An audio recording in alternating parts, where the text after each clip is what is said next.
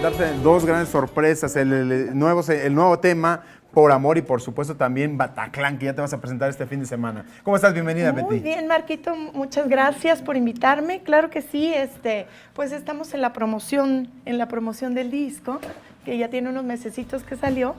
Y bueno, sí, precisamente vamos a estar presentándolo ya este próximo viernes, 6 de julio, en el Bataclan, ahí los esperamos. Y bueno, pues con todas las ganas.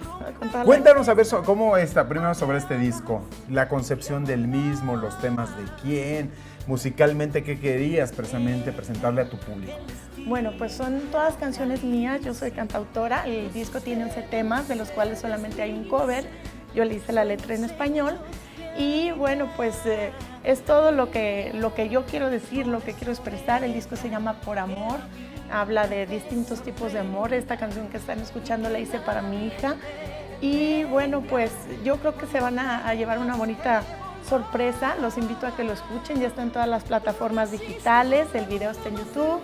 Oye, Betty, ahora por otro lado, cuéntanos sobre la presentación que vas a tener este viernes, precisamente ahí en el Bataclan. ¿Cómo va a estar conformado musicalmente, hablando de dónde a dónde vamos a ir? A ver, cuéntanos. Bueno, pues voy a presentar todas las canciones que lleva este disco. Estamos preparando algo muy bonito.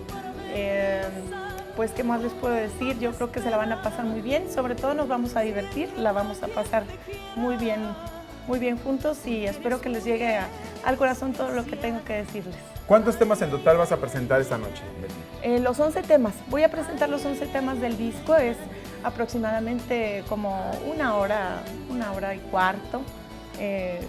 No es un show muy largo, pero creo que va a estar muy bonito. Estoy preparando ahí sorpresitas. Tus músicos te van a acompañar. Mis músicos, tengo en algunas canciones, el disco es pop country, entonces hay varias canciones que se pueden bailar, hay algunas muy divertidas, entonces vamos a hacer algo pues divertido, ¿no? No son puras baladitas, tengo canciones muy rítmicas.